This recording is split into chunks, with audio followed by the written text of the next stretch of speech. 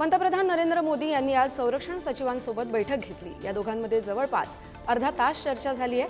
पंतप्रधानांच्या निवासस्थानी ही बैठक पार पडली। मोदींनी काल हवाई दल प्रमुखांसोबत तर 3 मे रोजी नौदल प्रमुखांसोबतही बैठक घेतली होती। सलग सुरू असलेल्या या बैठकांमुळे भारत मोठी कारवाई करण्याच्या तयारीत असल्याची चर्चा आहे। मोदींनी लष्कराला दिलेल्या फ्री हँड नंतर घेतलेल्या या बैठकांमुळे युद्धाची शक्यता वर्तवली जाते। केंद्रीय गृह मंत्रालयाने काही राज्यांना महत्त्वाचे आदेश दिलेत। सीमा भागातील राज्यांना 7 मे रोजी सिव्हिल डिफेन्स मॉक ड्रिल करण्याच्या सूचना दिल्या गेल्यात। यावेळी एअर रेड वॉर्निंग सायरन वाजवला जाणार आहे। यानंतर नागरिक आणि विद्यार्थ्यांना आपत्ती काळात बचाव कसा करायचा याचं ट्रेनिंग दिलं जाणार आहे। या मॉक ड्रिलच्या वेळी विद्युत पुरवठा बंद केला जाणार असून नागरिकांना सुरक्षित ठिकाणी लपण्याची व्यवस्थाही केली जाणार आहे। या मॉक ड्रिलच्या आदेशामुळे भारत लवकरच युद्धाच्या मैदानात उतरणार असल्याची चर्चा आहे।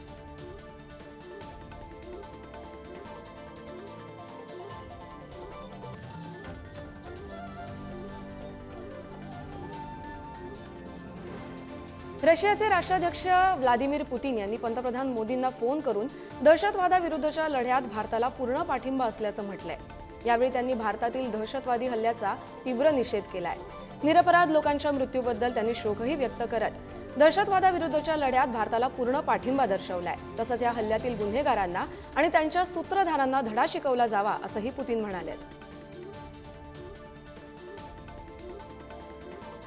पाकिस्तानचे राष्ट्रपती आसिफ अली झरदारी आणि चीनचे राजदूत जियांग झेडोंग यांच्यात महत्त्वपूर्ण भेट झाली।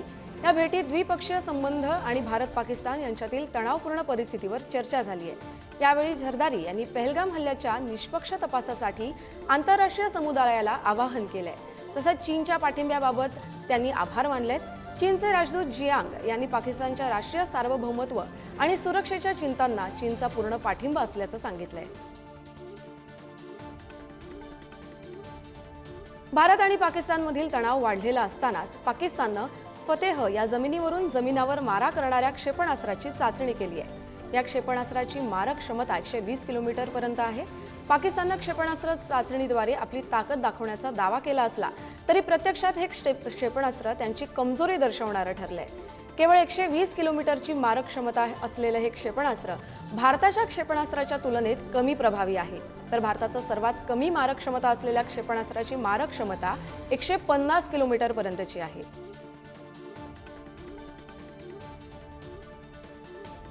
तुर्कीच्या युद्धनौका TCG बुयुकाडा पाकिस्तानात दाखल झाल्या।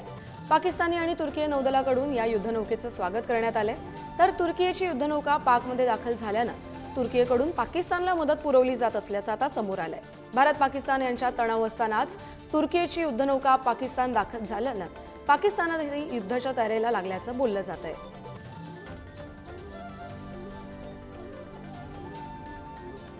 तुर्की आणि अझरबैजाननंतर मलेशिया या आणखी एका मुस्लिम देशानं पाकिस्तानचं समर्थन केलंय। मलेशियाचे अनवर इब्राहिम यांनी शहबाज शरीफ यांच्या सुरात सूर मिसळत पहलगाम दहशतवादी हल्ल्यात निष्पक्ष चौकशीच्या मागणीचं समर्थन केलंय। तसंच इब्राहिम यांनी शहबाज शरीफ यांच्याशी दूरध्वनीवरून चर्चा करत त्यानंतर एका निवेदनात पाकिस्तानच्या मागणीचं समर्थन केलंय। त्यामुळे आता तुर्की अझरबैजाननंतर मलेशिया हा देशही पाकिस्तानच्या बाजूने उभा राहिलाय। भारतानं चिनाब नदीवरील बागलिहार धरणातून पाण्याचा विसर्ग थांबवलाय। त्यामुळे चिनाब नदीतील पाणी पातळीत प्रचंड घट झाली आहे। जम्मूमधील बागलिहार आणि उत्तर काश्मीरमधील किशनगंगा या जलविद्युत धरणातून पाणी थांबवण्याचा भारताला अधिकार आहे। झेलम नदीवरील किशनगंगा धरणावरील प्रवाह देखील थांबवला जाण्याची शक्यता आहे। भारत पाकिस्तानची चारही बाजूने कोंडी करण्याचा प्रयत्न करतोय। भारतानं केलेल्या या कोंडीमुळे पाकिस्तानवर जलसंकट उद्भवण्याची चिन्ह आहेत।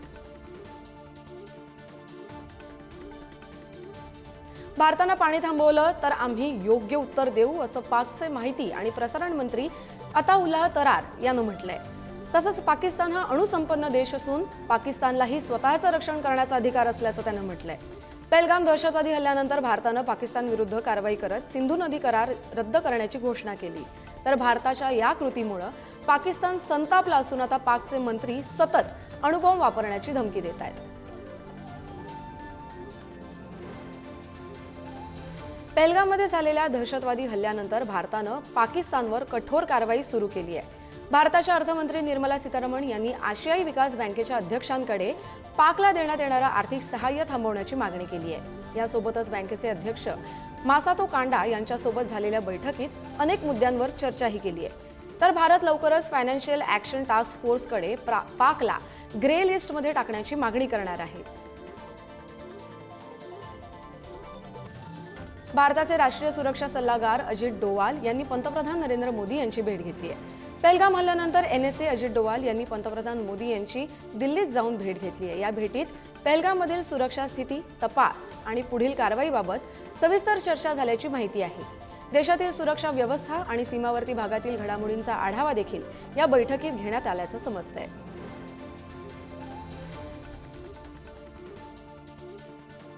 खैबर पख्तूनख्वामधील एका इस्लामिक धर्मप्रचारकानं पाकिस्तानी लष्करावर गंभीर आरोप केलेत। पाक लष्करानं एवढे अत्याचार केले की आम्ही पाकिस्तान जिंदाबाद म्हणणारच नाही असं त्यांनी म्हटलंय। तसंच भारतानं पाकिस्तानवर हल्ला केला तर पख्तून भारतीय लष्करासोबत उभं राहील असं त्यांनी सांगितलंय। इस्लामिक धर्मप्रचारकानं पाक लष्करावर आरोप केल्यानं पाकिस्तानमध्ये मात्र खळबळ माजली आहे, तर दुसरीकडे पख्तून समाजात संतापाचं वातावरण निर्माण झालंय। पंजाबच्या गुरदासपूरमध्ये सीमा ओलांडून भारतात शिरलेल्या एका पाकिस्तानी नागरिकाला BSFच्या जवानांनी अटक केली आहे। 3 ते 4 मेच्या मध्यरात्री हा पाकिस्तानी नागरिक सीमारेषा ओलांडून भारतात घुसखोरी करताना BSFच्या जवानांनी पकडला। तर अटक करण्यात आलेल्या व्यक्तीचं नाव मोहम्मद हुसेन असून तो पाकिस्तानच्या गुजरानवाला इथला रहिवासी असल्याची माहिती आहे। अटक केल्यानंतर त्याला BSFनं पंजाब पोलिसांच्या ताब्यात दिलं असून न्यायालयानं त्याला 2 दिवसांची पोलीस कोठडी सुनावली आहे। सलग 11व्या दिवशी पाकिस्ताननं शस्त्रसंधीचं उल्लंघन केलेलं आहे। पाकिस्तानच्या सैन्यानं जम्मू आणि काश्मीरमधील कुपवाडा, बारामुल्ला, पूंछ आणि नियंत्रण रेषेवर गोळीबार केलाय। त्यानंतर भारतीय लष्करानं याला त्वरित आणि चोख प्रत्युत्तरही दिलंय। पाकिस्तान सातत्यानं शस्त्रसंधीचं उल्लंघन करतंय, ज्यामुळे परिसरात तणावाचं वातावरण असून रस्त्यावर देखील शुकशुकाट पसरलाय। जम्मू काश्मीरमधील कारागृहांवर दहशतवादी हल्ल्याचा धोका वर्तवण्यात आलाय। त्यामुळे आता कारागृहांच्या सुरक्षा व्यवस्थेत मोठ्या प्रमाणात वाढ करण्यात आली आहे। गुप्तचर यंत्रणांनी श्रीनगर सेंट्रल जेल आणि जम्मूतील कोट भलवाल जेल यासारख्या महत्त्वाच्या कारागृहांवर दहशतवाद्यांचं लक्ष असल्याचा अंदाज वर्तवलाय। याच धोक्याच्या पार्श्वभूमीवर केंद्रीय औद्योगिक सुरक्षा दलाकडे जेलच्या सुरक्षेची जबाबदारी आता सोपवण्यात आली आहे। CISFच्या महासंचालकांनी सुरक्षा यंत्रणांसोबत बैठक घेऊन ह्या उपाययोजना करायला सुरुवात केली आहे। काँग्रेस नेते राहुल गांधी यांनी आज PMO कार्यालयात जाऊन पंतप्रधान नरेंद्र मोदी यांची भेट घेतली आहे। जवळपास 45 मिनिटं राहुल गांधी आणि मोदी यांच्यात बैठक पार पडली। दरम्यान ही बैठक CBI संचालकांच्या नियुक्तीसंदर्भात झाल्याची माहिती आहे। या बैठकीत सरन्यायाधीश संजीव खन्ना हे देखील उपस्थित होते। जरी ही बैठक वेगळ्या विषयावर झालेली असली तरीही पहलगाममध्ये झालेल्या दहशतवादी हल्ल्याबाबत देखील या बैठकीत चर्चा झाल्याची दाट शक्यता आहे। पहलगाममधील हल्ल्यानंतर संपूर्ण देश एकवटलाय, तर दुसरीकडे उत्तर प्रदेशमधील एका तरुणानं त्याच्या Instagram अकाउंटवर पाकिस्तान जिंदाबाद अशी पोस्ट केली आहे। या प्रकरणानंतर पोलिसांनी त्या तरुणाला अटक केली आहे। पोलिसांना जिद्दी बॉय UP शहनशाह या नावानं फातिमा फिरदोस या 23 वर्षीय महिलेच्या अकाउंटवर ही पोस्ट दिसली। शोध घेतल्यानंतर हसनगड गावातील 19 वर्षीय मुलगा फैजान अहमदनं ही पोस्ट केल्याचं उघड झालं। पाकिस्तानमध्ये 4.2 रिश्टर स्केलचा भूकंप झालाय। 4.2 तीव्रतेचा भूकंप हा सौम्य श्रेणीत मोडतो, ज्यामुळे सामान्यतः मोठ्या प्रमाणाचं नुकसान होत नाही। त्यामुळे पाकिस्तानातील काही ठिकाणी किरकोळ धक्के बसले असून या भूकंपामुळे कोणतेही नुकसान किंवा जीवितहानी झालेली नाहीये। यापूर्वी पाकिस्तानमध्ये 30 एप्रिलला 4.4 तीव्रतेचा आणि 12 एप्रिलला 5.8 तीव्रतेचा भूकंप झाला होता।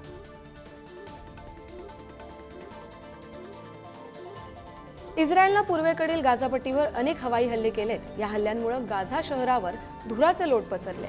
इस्रायलनं 2 महिन्यांच्या युद्धविरामानंतर गेल्या महिन्यात आपलं आक्रमण पुन्हा एकदा सुरू केलंय। या हल्ल्यात 2436 लोक मारले गेलेत, तर 6460 लोक जखमी झालेत। मृतांमध्ये निम्म्याहून अधिक महिला आणि मुलं असल्याचं गाझाच्या आरोग्य मंत्रालयानं सांगितलंय। 18 मार्च रोजी इस्रायलच्या बॉम्ब हल्ल्यात शेकडो पॅलेस्टिनी मारले गेले असून अमेरिका, कतार आणि इजिप्तच्या मध्यस्थीनं झालेला हा युद्धविराम संपुष्टात आलाय। बांगलादेशचं राजकारण हळूहळू निवडणुकांकडे वाटचाल करतंय। निवडणुकीची अधिकृत तारीख अद्याप निश्चित झालेली नाहीये, मात्र देशाचे मुख्य सल्लागार मोहम्मद युनूस यांनी निवडणुकांचे संकेत दिलेत। यावर्षी डिसेंबरमध्ये किंवा पुढील वर्षी जानेवारीमध्ये निवडणुका होऊ शकतात असं युनूस यांनी म्हटलंय। शेख हसीना यांचा अवामी लीग पक्ष निवडणुकीच्या तयारीला लागलाय। बीएनपी आणि जमात ए इस्लामीने सर्व 300 जागा लढवण्याची तयारी दर्शवली आहे। तसंच विद्यार्थी चळवळीतून उदयास आलेला एनसीपी पक्ष देखील निवडणुकीची तयारी करतोय।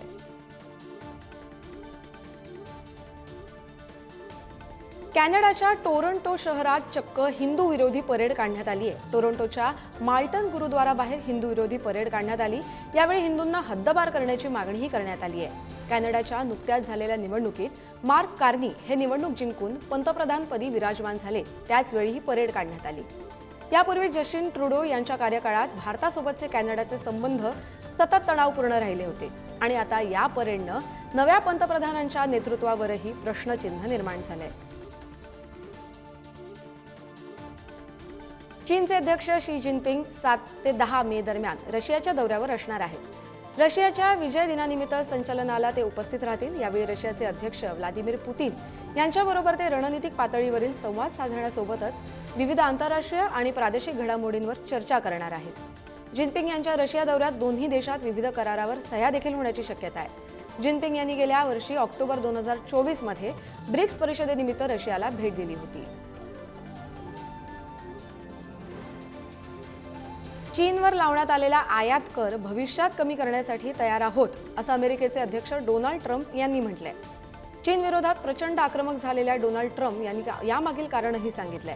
ट्रम्प यांनी समतुल्य टॅरिफ धोरण स्वीकारलं, ज्यात भारतासह अनेक देशांचा समावेश होता।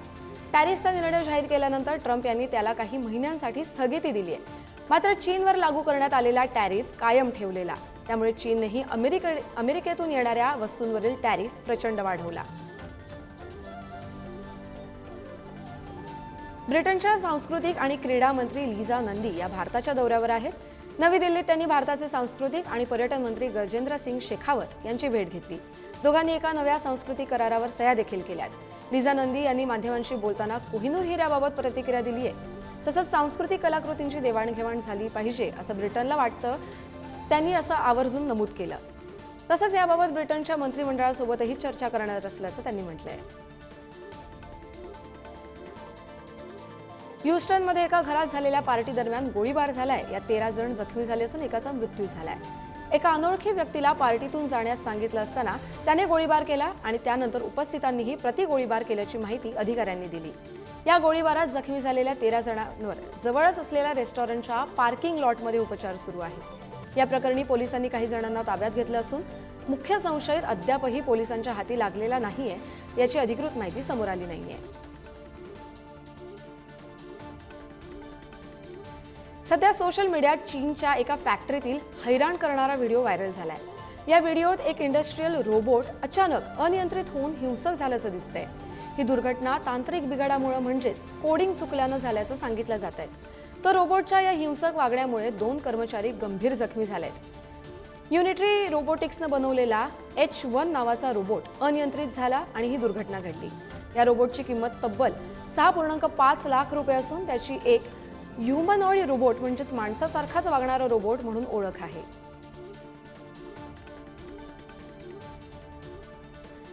संयुक्त अरब अमिरातीने पुढील शैक्षणिक वर्षापासून सर्व सरकारी शाळांमध्ये AI हा विषय अनिवार्य करण्याचा निर्णय घेतलाय। त्यामुळे शैक्षणिक नवोपक्रमात हा देश आघाडीवर येईल। तसंच भविष्य नेहमीच तंत्रज्ञान आधारित असणार या दृष्टीने अरब तयारी करताना दिसते। पंतप्रधान शेख मोहम्मद बिन राशिद अल मक्तूम यांनी सोशल मीडियावर या व्यापक अभ्यासक्रम उपक्रमाची घोषणा केली आहे। तर देशातील तरुणांना AI आणि त्या तंत्रज्ञानाचं नैतिक ज्ञान या दोन्ही गोष्टींनी सुसज्ज करण्याच्या देशाच्या बांधिलकीवर त्यांनी जोर दिलाय। जगप्रसिद्ध गुंतवणूकदार वॉरन बफे यांनी त्यांच्या बर्कशायर हाथवे या कंपनीचं नेतृत्व सोडण्याची अधिकृत घोषणा केली आहे। गेल्या 6 दशकांहून अधिक काळ या कंपनीची धुरा बफे यांनी सांभाळली होती। बर्कशायर हाथवेच्या वार्षिक भागधारक सभेत वॉरन बफे यांनी वर्षाअखेर CEO पदावरून निवृत्ती घेण्याची अधिकृत घोषणा केली। त्यानंतर बर्कशायरमधील ग्रेग एबेल यांची बर्कशायर हाथवेच्या CEO पदी निवड करण्यात आली आहे। त्यामुळे ग्रेग एबेल हेच आता बफे यांचे उत्तराधिकारी असणार आहेत। भारत पाकिस्तान तणाव वाढत असताना हवाई दल पूर्णपणे सतर्क असल्याचं हवाई दल प्रमुख AP सिंह यांनी म्हटलंय। तसंच राफेल लढाऊ विमानं कोणत्याही वेळी जलद प्रत्युत्तर देण्यासाठी सज्ज असल्याचं देखील त्यांनी सांगितलं। AP सिंह यांनी पंतप्रधान नरेंद्र मोदी यांनाही माहिती दिली आहे। तर पाकिस्तान विरुद्ध मर्यादित कारवाईसाठी भारतानं सगळे लष्करी पर्याय खुले ठेवल्याचंही त्यांनी सांगितलंय।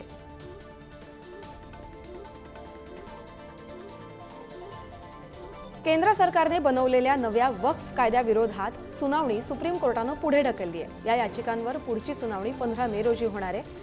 मावळते सरन्यायाधीश संजय खन्ना यांनी कोणतेही आदेश देऊ इच्छित नसल्याचं स्पष्ट केलंय। तर याचिकेची पुढील सुनावणी भूषण गवई यांच्या खंडपीठासमोर होणार आहे।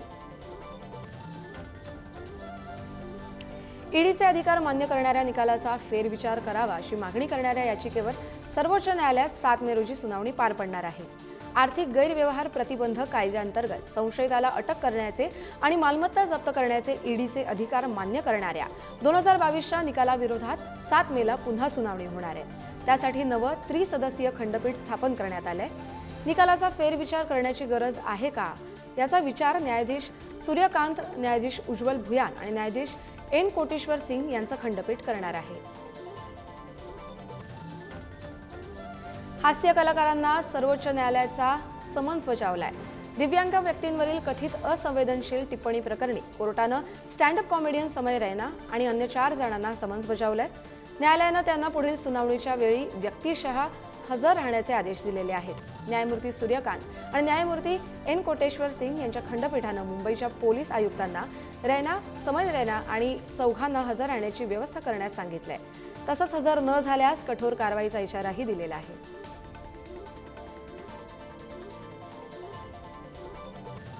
भारतीय निवडणूक आयोगानं मतदार, निवडणूक अधिकारी आणि राजकीय पक्षांना अधिक सोयीचा ठरेल असा डिजिटल इंटरफेस विकसित करण्याचा निर्णय घेतलाय। या इंटरफेसद्वारे आयोगाच्या सध्याच्या 40हून मोबाईल आणि वेब ॲप्सना एका प्लॅटफॉर्मवर आणलं जाणार आहे। ACINET असं या इंटरफेसचं नाव असेल। निवडणूक संबंधित कामांसाठी हा मंच उपयोगी ठरणार आहे। मतदारांना ॲप डाउनलोड करण्याची आणि त्यांचे वेगवेगळे लॉगिन लक्षात ठेवण्याची गरज भासणार नाही।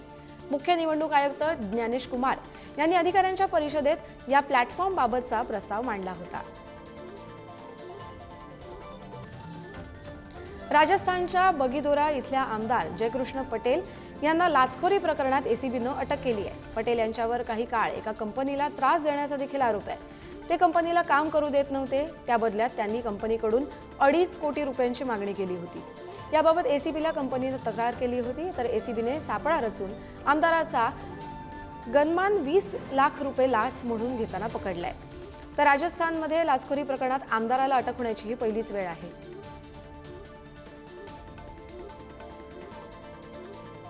उत्तराखंडमधील हवामानात अचानक बदल झालाय। मसुरीत जोरदार पाऊस बरसला। जोरदार झालेल्या पावसामुळे भीतीदायक दृश्य निर्माण झालं होतं। कॅम्प्टी फॉल परिसरात झालेल्या मुसळधार पावसात कॅम्प्टी धबधब्यानं रौद्र रूप धारण केलं। डोंगरावरून मोठ्या प्रमाणात आणि वेगानं खाली येणाऱ्या या पाण्याच्या प्रवाहामुळे पर्यटकही भयभीत झाले। पाण्याच्या तीव्र धारेसोबत दगडही धबधब्यातून वाहत जाऊन तलावात जमा झाले। सध्या हवामान विभागानं 8 मे पर्यंत राज्यात खराब हवामान राहण्याचा इशारा वर्तवलाय।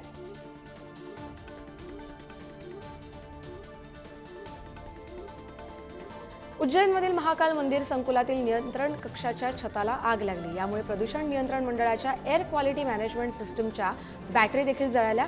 दूरवरून धूर आणि ज्वाला दिसत होत्या। आगीनंतर मंदिरात भाविकांचा प्रवेश थांबवण्यात आला। मंदिराच्या गेट क्रमांक 1 मधील अवंतिका गेटच्या नियंत्रण कक्षाच्या छतावर ही घटना घडली।